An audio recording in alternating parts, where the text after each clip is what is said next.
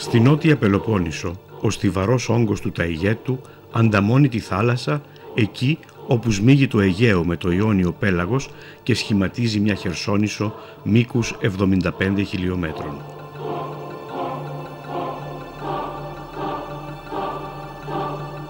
Στον κεντρικό και νότιο πενταδάκτυλο απλώνεται η Μάνη, όπου σύμφωνα με τον ποιητή Νικηφόρο Βρετάκο συναντά κανείς το ερωτικό σμίξιμο του ήλιου και της πέτρας. Βράχια που δεσπόζουν, πυρωμένες πέτρες και φως, γη της ελιάς και της θάλασσας. Τοπίο ορεινό, δυσπρόσιτο, με λίγους φυσικούς πόρους και ελάχιστα πηγαία νερά. Τόπος φιλόξενος και ασφαλής. Η ανθρώπινη παρουσία στη Μάνη ανιχνεύεται από πολύ παλιά. Τα παλαιοηλιθικά ευρήματα σε σπηλιές, όπως ανθρώπινα εργαλεία 1 εκατομμυρίου και πλέον ετών, λιθοποιημένοι ανθρώπινοι σκελετοί 300.000 περίπου ετών, κρανία, ένα εκ των οποίων ανήκει στον επωνομαζόμενο τενάριο άνθρωπο, η μικηναϊκή θολωτή τάφη στον Κάμπο και στο Προαστείο και τα πλούσια νεοηλιθικά ευρήματα στην αλεπότρυπα του Δειρού δίνουν την εικόνα της αδιάλειπτης κατοίκησης του τόπου.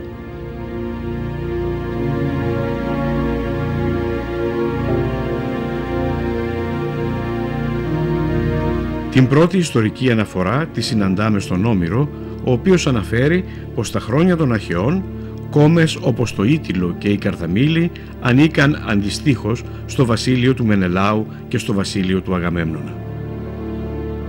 Από τα πρώιμα ιστορικά χρόνια και ύστερα, οι πόλεις της Χερσονήσου έζησαν στη σκιά της πανίσχυρης Σπάρτης. Όταν μάλιστα οι Δωριείς έφτασαν στο ακροτήριο Τέναρο, ονόμασαν την περιοχή Μεταπαία Άκρη, δηλαδή γη ανάμεσα σε δύο θάλασσες. Αργότερα, με τη ρωμαϊκή κατάκτηση και την παρακμή της μεγάλης πόλης στις αρχές του 2ου π.Χ. αιώνα, δημιουργείται το κοινό των Λακεδαιμονίων, που θα μετονομαστεί το 21 π.Χ. σε κοινό των Ελευθερολακώνων. Οι οικισμοί του τόπου μετήχαν στο κοινό των Ελευθερολακώνων, του οποίου πρωτεύουσα ήταν το Γήθιο. Οι πόλεις του κοινού, τις οποίες κατονομάζει ο Παυσανίας, αρχικά ήταν 24 και κατόπιν 18.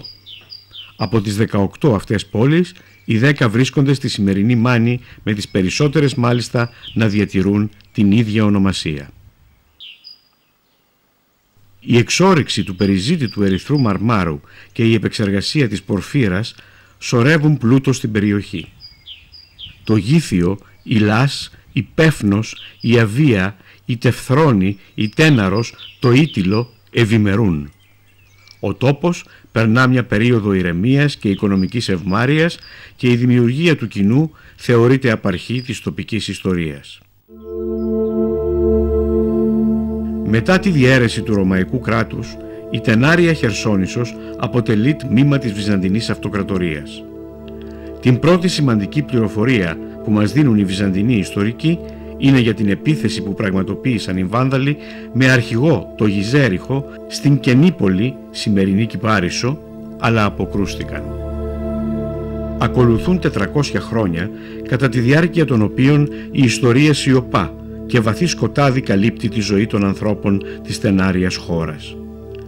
Τον 5ο και 6ο αιώνα, μεγάλοι σεισμοί, βαρβαρικές επιδρομές αλλά και λοιμός πλήττουν την περιοχή και οι πόλεις εγκαταλείπονται.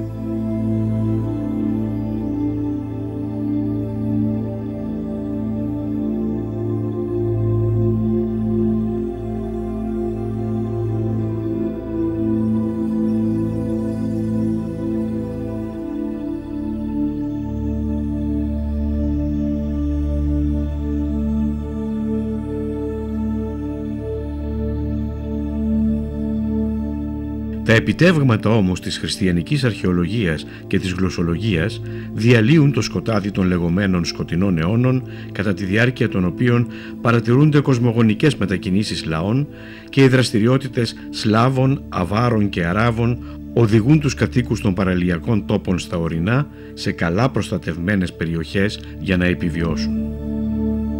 Περί το τέλος του 9ου αιώνα, η Χερσόνησος υπό το όνομα Μαΐνη αναφέρεται για πρώτη φορά στο τακτικό του Λέοντος Έκτου του Σοφού ως έδρα επισκόπου. Τον 10ο αιώνα, ο αυτοκράτορας του Βυζαντίου Κωνσταντίνος VII ο Πορφυρογέννητος αναφέρει για πρώτη φορά τον τόπο ως Μαΐνη και ότι οι Μανιάτες εκχριστιανίστηκαν από τον παππού του Βασίλειο τον Πρώτο. Η αναφορά αυτή, μαζί με την ανακάλυψη παλαιοχριστιανικών βασιλικών στο Γήθιο και την Κυπάρισο, μας οδηγούν να υποθέσουμε ότι έως και τον 9ο αιώνα συμβίωναν ο χριστιανισμός με την αρχαία θρησκεία πριν ο πρώτος επικρατήσει πλήρως μετά τον 10ο αιώνα.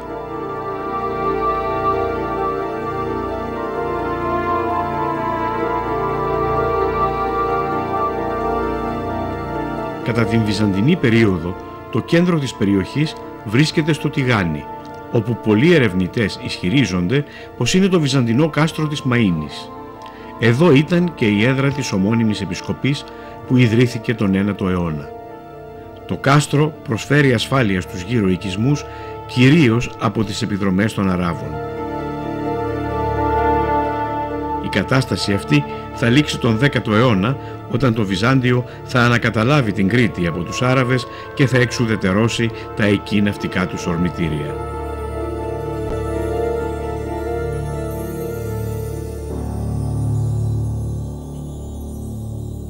Τότε το κράτος, απαλλαγμένο από τους εξωτερικούς εχθρούς, θα καταφέρει να αποκαταστήσει την κυριαρχία του σε μέρη της Πελοποννήσου που λόγω της διείσδυσης των Σλάβων είχαν φύγει από τον έλεγχό του.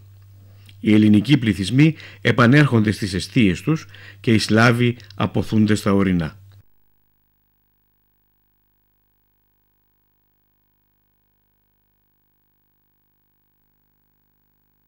Τον 10ο αιώνα έρχεται και ο Όσιος Νίκονο Μετανοείται, ο οποίος εγκαθίσταται στην περιοχή για κάποια χρόνια και βοηθά τον εκχριστιανισμό κυρίως των σλαβικών φύλων του Ταϊγέτου.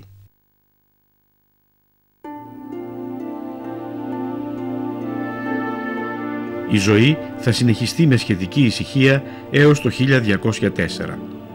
Τότε, μετά την πτώση της Κωνσταντινούπολης, οι Φράγκοι θα εμφανιστούν στην Πελοπόννησο και θα προσπαθήσουν να υποτάξουν τη Μάνη.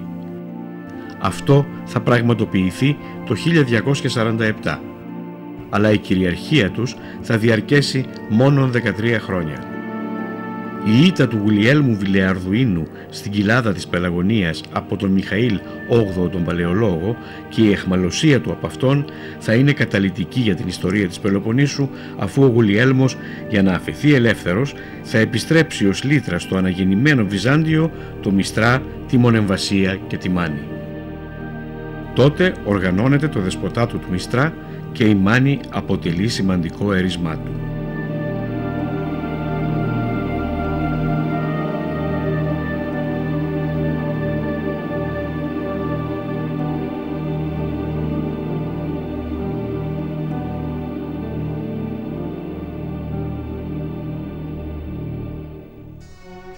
Το 1460, 7 χρόνια μετά την άλωση της Κωνσταντινούπολης από τους Οθωμανούς, πέφτει και το δεσποτάτο του Μιστρά.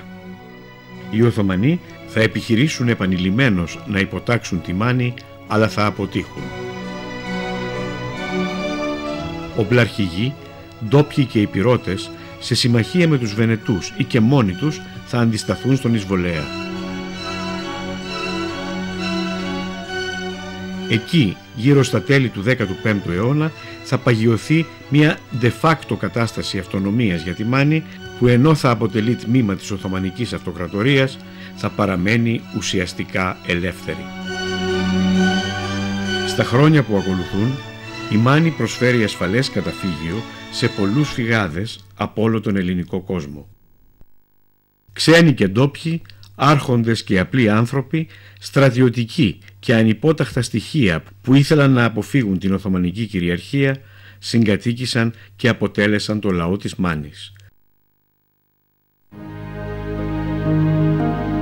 Το χαρακτηριστικότερο μανιάτικο κτίσμα αυτή την εποχή είναι η πύργη. Μεγάλοι και μικρότεροι πύργοι κτίστηκαν σχεδόν παντού στο μανιάτικο χώρο. αποτέλεσαν τα σύμβολα ελευθερίας και περηφάνειας για το μανιάτικο λαό.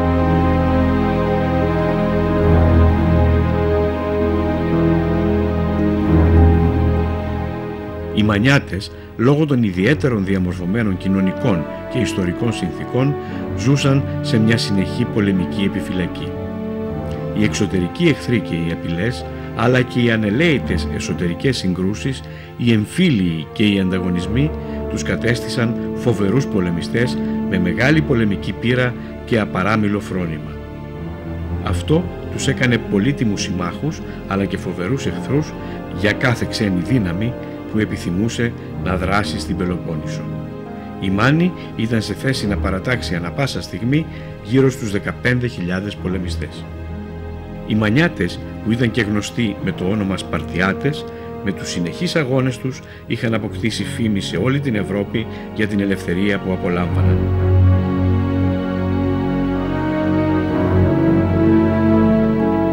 Πολλοί ξένοι περιηγητές που επισκέφθηκαν τον τόπο εντυπωσιάστηκαν από τη σημαντική διαφορά των Μανιατών έναντι των άλλων Ελλήνων που ζούσαν κάτω από το φόβο και την τυραννία των κατακτητών.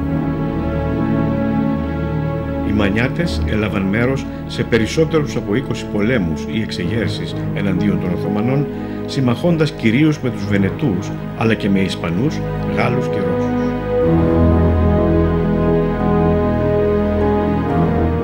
Από τη Μάνη άρχισε η επανάσταση γνωστή ως Ορλοφικά. Η αποτυχία αυτού του κινήματος, αλλά και η αποτυχία των Τούρκων να καταλάβουν τη Μάνη και να εκδικηθούν τους Μανιάτες, έφερε ένα νέο συμβιβασμό. Η Μάνη έγινε φόρου υποτελή στο Σουλτάνο και απέκτησε τοπικό ηγεμόνα, ο οποίος οριζόταν από την υψηλή πύλη, αλλά ήταν αποδεκτός και από τους Μανιάτες. Ήταν ο Μπέης της Μάνης. Υπήρξαν 8 Μπέηδες: οι Κουτίφαρης, Μούρτζινος, Καπετανάκης, Κουμουνδούρος, Γρηγοράκης, Ζερβάκος, Γρηγοράκης. Ο τελευταίος Μπέης, ο Πετρών Μπέης Μαυρομιχάλης, υπήρξε ο αρχηγέτης των Μανιατών όταν ορκίστηκαν νίκη ή θάνατος στις 17 Μαρτίου του 1821 στην Αρεόπολη, ξεκινώντας την Ελληνική Επανάσταση. 2 μήνες νωρίτερα είχε αποβιβαστεί στην Καρδαμήλη ο Θοδωρής Κολοκοτρώνης, φιλοξενούμενος του φίλου του Τρουπάκη.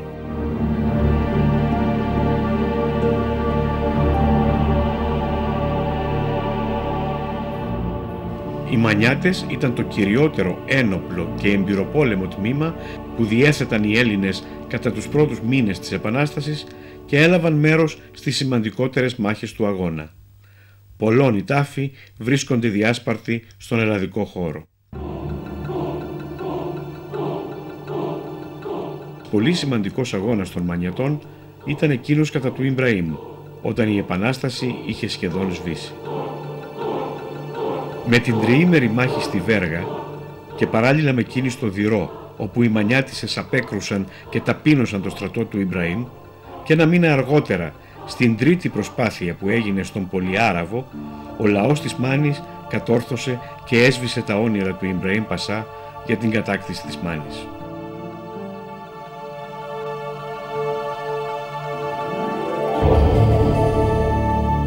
Στα μετεπαναστατικά χρόνια, η Μάνη συνέχισε να κρατά τον ιδιαίτερο βίο της, τα ήθη και τα έθιμά της, ενώ συνέχισε να αναδεικνύει προσωπικότητες στον ελληνικό κόσμο, τόσο στρατιωτικούς όσο και πολιτικούς, λόγιους, καλλιτέχνες και ποιητές.